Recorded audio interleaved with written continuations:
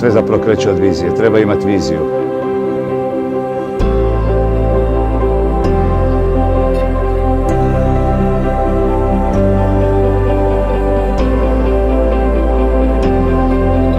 Trebaju i pjevati i plesati istovremeno.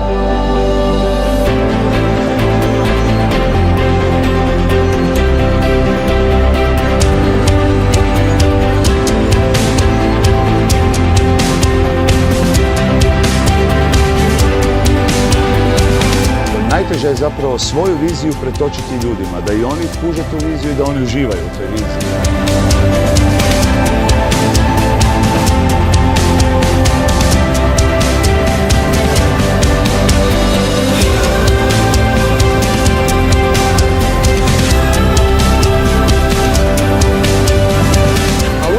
Imaš osjećaj da bi, pošto smo svi jako kritični voditelji, da bi uvijek još nešto moglo biti bolje.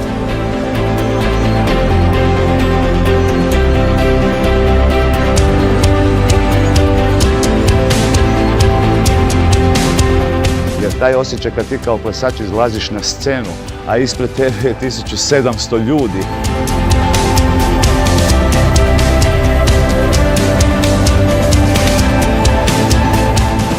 Nakon 20 godina još uvijek trema, što je ne za vjerovati, stvarno, herc tuče ko lud,